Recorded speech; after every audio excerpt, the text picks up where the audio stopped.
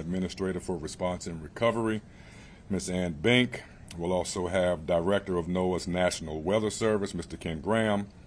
We'll have the Army Corps of Engineers, Major General Butch Graham. He's their Deputy Commanding General for Civil and Emergency Operations. We've also got U.S. Coast Guard Vice Admiral Peter Gautier. He's the Deputy Commandant for Operations.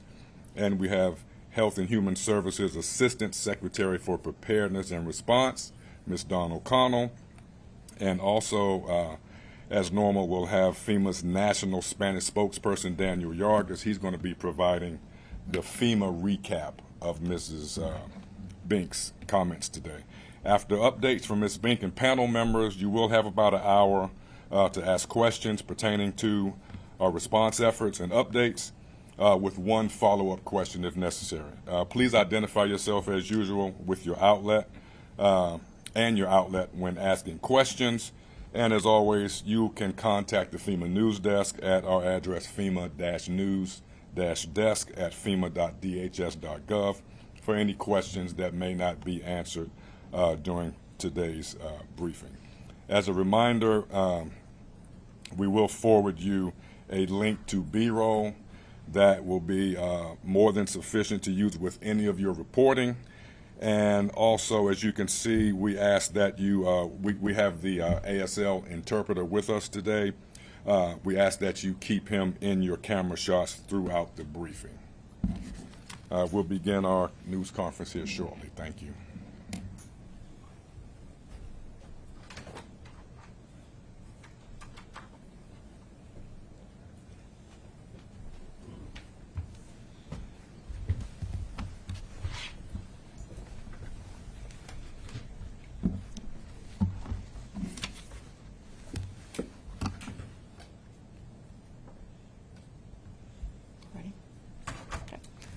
Good afternoon, everyone. I'm Ann Bink. I'm the Associate Administrator for the Office of Response and Recovery at FEMA.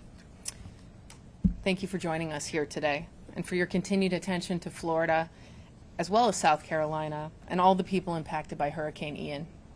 I also want to thank the dedicated leaders standing up with me here today.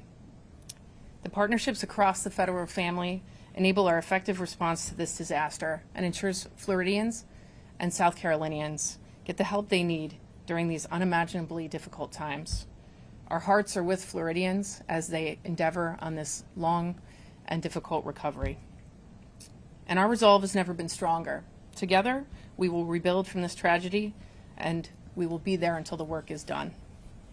This morning, Administrator Criswell traveled to Florida to meet with Governor DeSantis to survey the damage and assess what other assistance may be necessary to support the needs of individuals as they recover.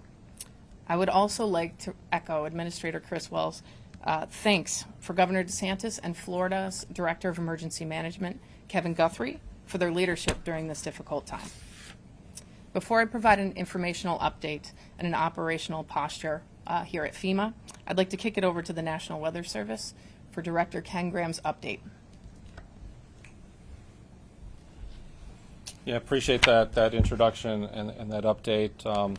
Got the latest information. I'm Ken Graham, Director of the Weather Service. First of all, I wanted to say just appreciate the relationship with FEMA, the Coast Guard, the Corps, National Guard. It's just when you in these disasters, we do come together as a family and we get these things done. Unfortunately, we've been coming together too often in recent years. Wanted to give you the latest information on Hurricane Ian. I got the latest just a minute ago. It's just a brand new update.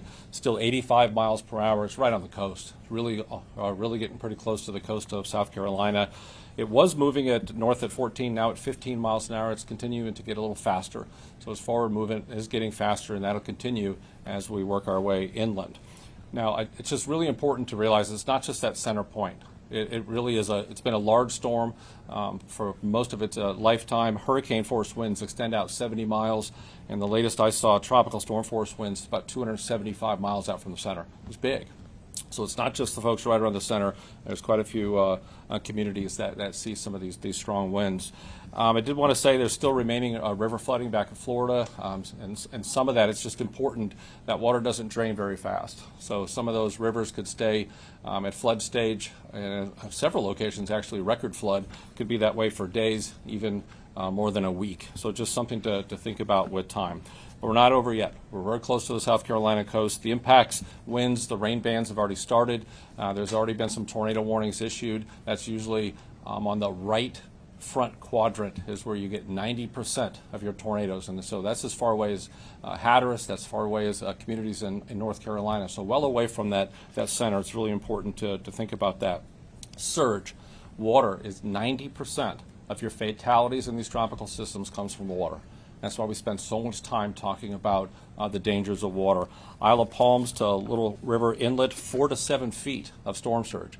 Potential storm surge in some of those communities along the coast, 4 to 7 feet in those areas. And that's just not on the beach. That sneaks up rivers, that sneaks up canals, that could get inland as well. So really listen to those local officials and just be really careful in these situations. Not just there. Look how far it goes away from the center. It's just incredible. It's just an important point that we got to make. Little River Inlet to Cape Fear, 3 to 5 feet of storm surge potential. Cape Fear to Duck, North Carolina, 2 to 4 feet. And when I say those numbers, that's inundation. That's above ground. That's water up your pant leg. And I say it almost every one of these media events. I'm 6'5", 6'6", so when I'm talking 7 feet of storm surge, you can see it right here. That's about a foot above my head. Just really important to think of it that way. Rain, inland rain, not just along the coast, but inland rain, 4 to 6 inches in some areas. Some places could get 12 inches of rain from what's left of Ian as we move inland. So that's huge. Charleston, Charlotte, Wilmington, Roanoke, Hatteras, any one of these areas could see significant rain. There's terrain here too. So it's not just ponding water. There's terrain in the Appalachians, the mountains. You can get flash flooding. So even well inland in some of these mountain communities, you can see that fast-flowing water, and it could be incredibly dangerous. So, and the last reminder, those are the direct impacts. Just a strong reminder, the biggest reminder I could give here, it's just dangerous after the storm too. All right. So for communities watching, you got to be careful getting outside. There's power lines down. There's debris. Just so dangerous to be on the roads. Don't drive your car where water covers the road. Half of those fatalities inland from the flooding, half of those come from driving automobiles into the water. Half of them come from cars. So you got to stay out of the water. And the last one is, generators have become readily available in these communities. I just can't urge this strong enough. Be careful with the generators. When the power's out, know how to use a generator, right? Don't keep them in the house. Don't put a generator in the house. Don't put it by an open window. Don't put it in your garage. It's got to be well away from your house. It's just a dangerous situation. And a lot of these hurricanes have seen more fatalities after the fact, especially with the generators, than we do from the direct fatalities. So it's something to remember as we go through this storm. So I appreciate everybody being here. That's the latest update on the hurricane.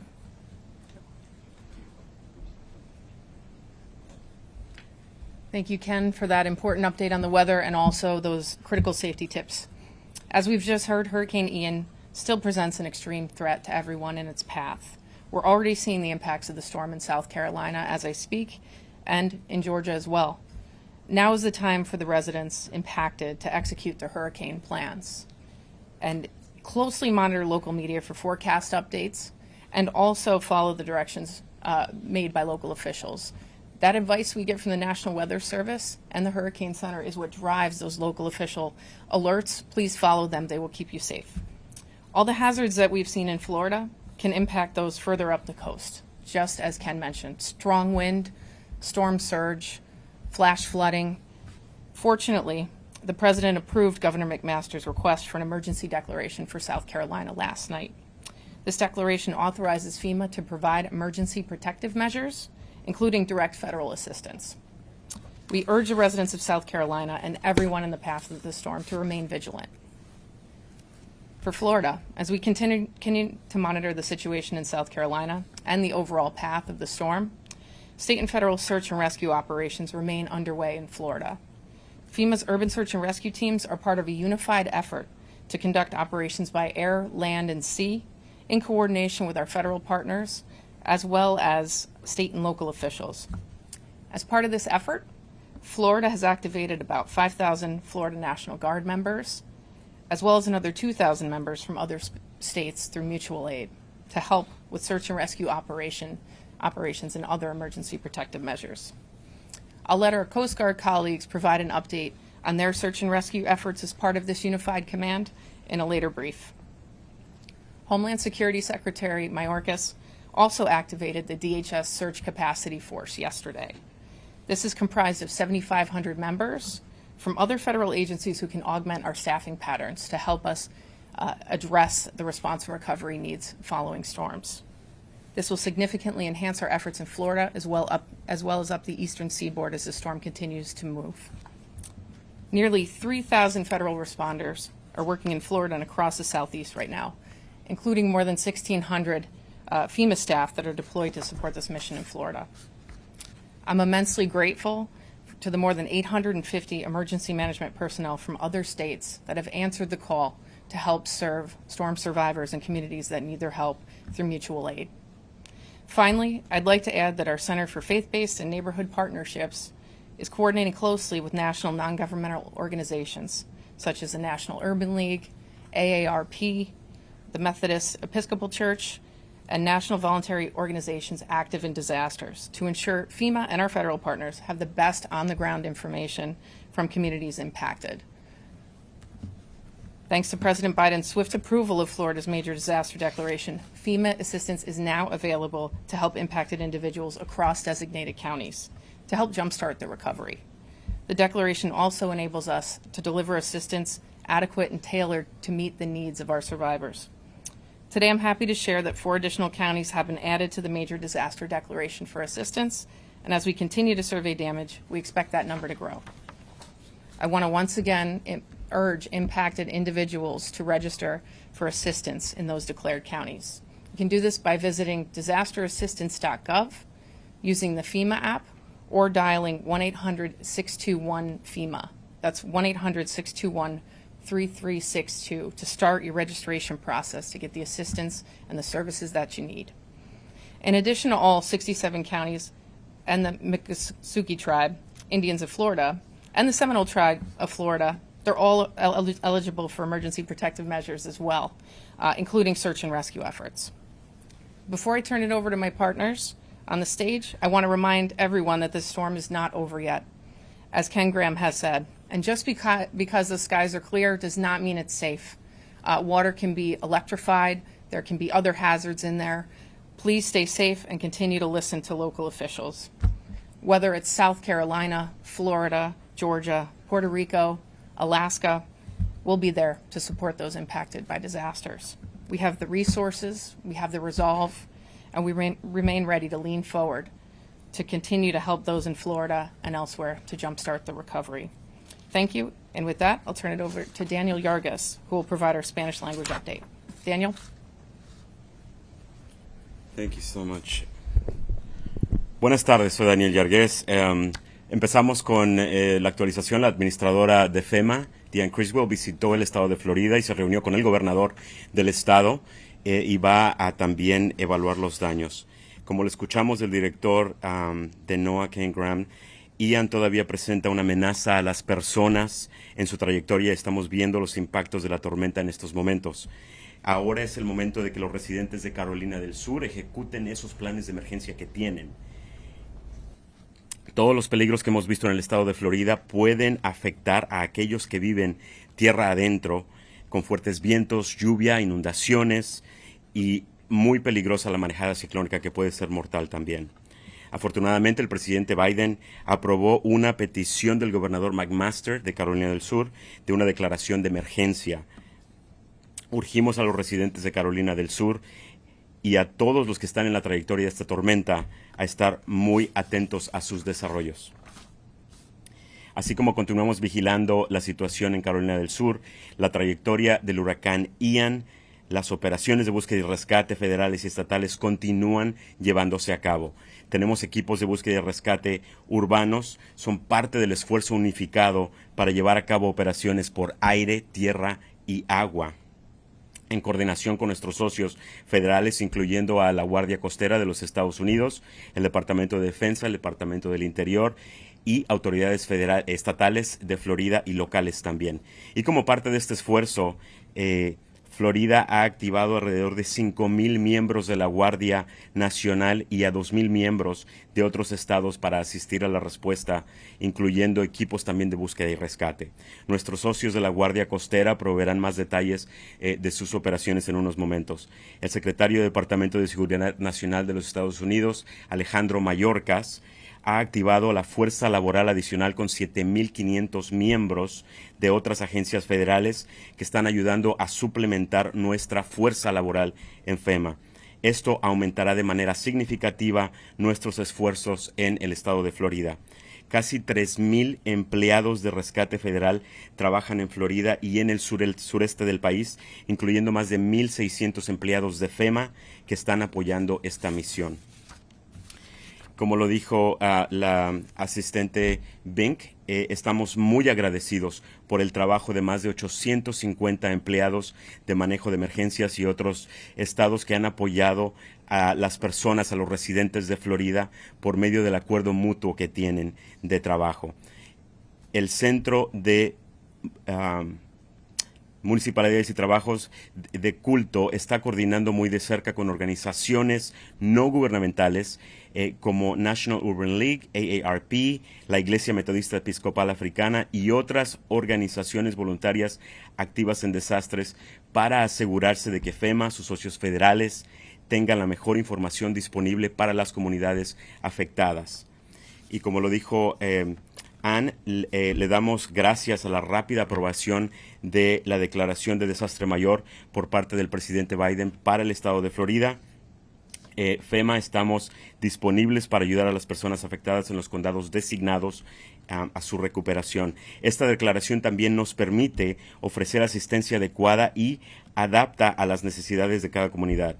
Hoy me complace compartir que han añadido 4 condados adicionales al estado de Florida a causa del huracán Ian para recibir asistencia y las evaluaciones de daños van a continuar llevándose a cabo en estos días. También queremos pedirle a todas las personas que fueron afectadas por el desastre que soliciten asistencia en disasterassistance.gov/ES, llamando al 1-800-621-3362 o descargando la aplicación de FEMA. Y además de los 67 condados, también las tribus Miskosuki y la tribu Seminole de Florida también pueden agregarse a esta declaración con protecciones de emergencias. Antes de ceder la palabra a nuestros socios, quiero recordarles que esta tormenta no ha terminado. Aunque vean que ya salió el sol y que hay cielos despejados, el peligro de esta tormenta, de este huracán continúa. Y podemos darles ejemplos como el tendido de cables caídos, aguas inundadas que pueden ser mortales, y también les pedimos que no salga y que permita que las cuadrillas de trabajo realicen ese trabajo para la recuperación. Ya sea en Florida, Carolina del Sur, Puerto Rico, en Alaska, FEMA estará presente para apoyar los impactos de los desastres. Tenemos los recursos y la determinación para hacerlo.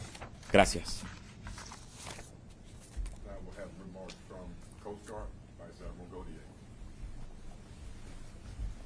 Good afternoon. Coast Guard responders continue round-the-clock operations with a primary purpose of saving lives. At heart, we're a humanitarian organization, and that's what we're doing on the ground in Florida as we speak. We're doing this from the air, on the ground, and also from the sea. And since the storm made landfall yesterday, we've saved 117 lives, together with pets of the members that we've saved. Those operations are going to continue for as long as it takes to rescue everyone. This operation is happening with unity of effort and tight synchronization and organization with all the requisite federal, state, and local authorities. For example, the National Guard, FEMA, and then local responders that are responding in the air and on the ground. We've all seen the images that have come from the devastated areas. We've all heard the stories coming out of that. And Coast Guard men and women who are operating in Florida are doing so with great sympathy and great fellowship with those who have lost their businesses, may have lost their homes, and even may have lost loved ones. The Coast Guard also has a top priority to reestablish and reconstitute the maritime transportation system. So in the days leading up to storm landfall, the Coast Guard, together with port authorities and the private sector, secured all the ports on the west coast of Florida and then the northeast portion of Florida to be secure as the storm passed through. Now that the storm has passed, we're working as we speak with the Army Corps of Engineers and NOAA to do a rapid survey and assessment of those port areas so we can resume and reconstitute maritime transportation that's so incredibly crucial to trade and making sure that supplies make it into Florida. So we're focusing primarily on the Port of Tampa, St. Pete, and the Port of Manatee in Florida. So as you've heard, this isn't over yet, and this continues to be a very dangerous storm as it makes landfall in South Carolina with impacts in North Carolina, Georgia, and inland. Just as the Coast Guard did to prepare for landfall in Florida, we've worked the past couple days leading up to storm landfall in those new areas to make sure that ports were secured and that Coast Guard aircraft, boats, and cutters moved out of harm's way, and that we staged ready to respond once the storm passed and it was safe to do so. And so we're poised again to do search and rescue operations together with federal, state, and local partners in those areas as necessary once we can do a rapid assessment. It goes without saying, but it bears repeating, that we encourage everyone in these newly impacted areas to heed the advice of their emergency response authorities for evacuation, safe haven, and for preparedness, so they can help manage their own safety and save their own lives in advance of this storm as it moves through. Thank you very much, and looking forward to your questions. Ms. O'Connell, Health and Human Services, thank you, ma'am. Thank you so much. I'm Dawn O'Connell, the Assistant Secretary for Preparedness and Response at HHS. And as part of this whole of government response that you're seeing up here, HHS's Administration for Strategic Preparedness and Response, or ASPR, which I lead, has deployed teams of medical responders and supplies to the region in support of our state and local partners. By the end of today, we will have more than 318 personnel deployed and available to respond in coordination with FEMA and the impacted states. This includes personnel from the National Disaster Medical System, or NDMS, along with regional emergency coordinators, incident management teams, and logistical staff. Our teams are deployed in Georgia and in Miami, allowing us to be positioned to support any emerging medical needs in Florida and along the East Coast as Ian makes its second landfall in South Carolina. These NDMS teams include physicians, nurses, paramedics, and pharmacists who can assist hospitals with the triage and treatment of patients. They can provide medical support for people found by urban search and rescue. They provide medical and public health support to those relocated to emergency shelters, including to shelters serving special needs populations, and they can provide pharmaceutical support and resupply for ambulance strike teams. These teams are coming equipped with 52 tractor trailers holding approximately 520,000 pounds of medical supplies and equipment that can head right into the areas with the most need so they don't have to worry about securing equipment or supplies on their way in. Beginning tomorrow, one of these teams will deploy to Sarasota Memorial Hospital in Venice, Florida, to provide hospital decompression support. And on September 26, Secretary Becerra declared a public health emergency for Florida in response to the hurricane. We also activated HHS Empower program, which is a partnership between ASPR and the Centers for Medicare and Medicaid Services to identify Medicare beneficiaries who rely on electricity-dependent durable medical equipment in certain healthcare services such as dialysis, oxygen tanks, or home health to help anticipate, plan for, and respond to the needs of these at-risk citizens in the impacted areas. We continue to work in close collaboration with FEMA and our other partners, and we are committed to helping respond to the health-related impacts of the storm. We will provide all the support we can to help these communities in need. So if you are a hospital or a healthcare system, long-term care facility, assisted living facility, and you need help, please let us know. We've got teams on the ground ready to assist. Thanks so much. Thank you, ma'am. Major General. Thank you. U.S. Army Corps of Engineers. Good afternoon. I'm Major General Butch Graham from the United States Army Corps of Engineers. The Army Corps is well postured to support FEMA both in Puerto Rico, Florida, and South Carolina. We are certainly standing ready to provide public works and engineering support and also to coordinate long-term infrastructure recovery. Simply put, we are leaning forward. USACE has more than 50 specially trained response teams supported by pre-awarded emergency contracts that allow us to perform that wide range of public works and engineering related support. In Florida right now we have 600 professionals, that's Corps of Engineers, civilians, our military, and our contracting partners moving generators forward to assist the state of Florida to provide emergency power. We're assisting the state of Florida to provide assessment of the infrastructure. Many of you have seen the pictures on media that shows what's been damaged. We're providing backstop support. Currently, we're working on 9 hospitals as well as helping Lee County determine where its water distribution system is currently leaking. And then finally, we've got great partnerships with our tribal partners down in Florida. We've been asked by the Miccosukee tribe to assist them on a canal that's currently flooding, and we've got engineers on site and pumps leading or moving to that location. Ma'am, thank you for your time here today. All right, thank you. With that, we'll take questions. Hi there, I'm Nicole Stang with CBS News. Thank you so much for conducting this briefing. If you'll indulge me, I have a question for you, Assistant Administrator and Vice Admiral Codier and Director Ken Graham.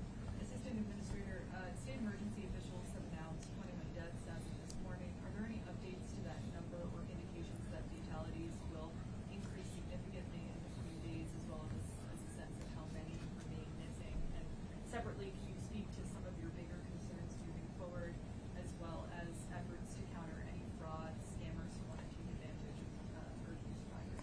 Absolutely. To the first question, the state is the source of that information, so that is the latest information at this time. As we've discussed, we are laser focused on life safety efforts as we continue our search and rescue operations in conjunction with the Coast Guard and others. And as it relates to fraud, we do have controls in place that can continue to screen for signs of it while not slowing down assistance to those who need it. And Vice Admiral Codier, can you speak to some of the challenges of conducting rescue missions given the level of decimation, in some cases, water that has risen beyond the roof of a home? And right now District 7 is handling recovery efforts in Puerto Rico, rescue efforts in Florida, and preparations in South Carolina. How has the Coast Guard adjusted to meet this sort of incredible? Yeah, well, thanks. Land-based urban search and rescue does present quite a challenge. You'll have down power lines, the infrastructure is damaged, people might be trapped in homes. And so the first thing that we do is just make sure that we've got really tight coordination with all of the responders that are working. So in any given area, you might have Coast Guard operating together with National Guard forces from Florida and also mobilized from outside of the area. And then you'll have local responders that could be working on the ground. The Coast Guard actually mobilized a fleet of shallow water boats that we have that can operate in waters that in flooded areas and streets and things like that. We're operating there, and so for example, there's a team from Miami-Dade County that's mobilized from outside of the area that the Coast Guard is coordinating in. And then what you have, in a normal circumstance, you'll have a 911 system that is fully functioning, and we encourage people to continue to use the 911 system as their primary means for asking for help. But also in that type of search and rescue, we will go block by block as a response group to make sure that we've identified everyone. Some of these folks may not have the means of communication, knocking on doors, doing overflights to see if individuals might be on rooftops or stranded in flooded streets. And if I can just ask Director Graham, can you talk a little bit about your concerns as the storm travels up the East Coast? Can you speak to what happens as the storm passes through South Carolina and beyond this weekend? What would you tell people maybe in North Carolina or Virginia who might be going about their business? Yeah, a couple things. Those on the coast, you just got to look at that storm surge. I mean, 5 to 7 feet of storm surge is life-threatening in some of those cases. So just really be aware of that water. The other message I have is, you look at the rainfall. These tropical systems, you can't just think it's some coastal problem. That rain and that moisture has to go somewhere. So as a result, you're going to get heavy rainfall. Those rainfall totals, you start getting 5 to 7 inches, maybe even up to a foot of rain in some of those mountainous areas. You could be well inland. I'm talking hundreds of miles inland and still get those heavy rainfall amounts. I'm very concerned about some of those tropical rains getting into the terrain areas. So that's where you're thinking about fast-flowing water, quickly rising water, get that flash flooding. It just becomes incredibly dangerous, and especially if you think about we're making landfall now, right? So a lot of that rain's going to occur tonight, and that's in the dark. So nighttime rainfall, nighttime flash flooding is incredibly dangerous. So just urging everyone to listen to local officials. If you don't have to go anywhere, please don't, because it's incredibly dangerous. Yep. Anyone else? Questions? All right. Thank you guys for your time. Thank you. That'll conclude today's conference.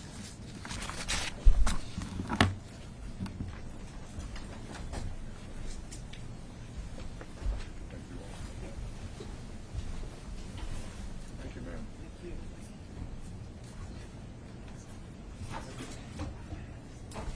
Well, appreciate everyone's time again today. Please stay in contact with the FEMA news desk. You have the address.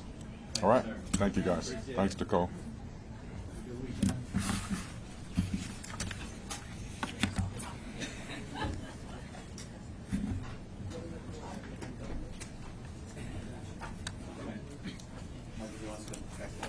Yeah. Thank you.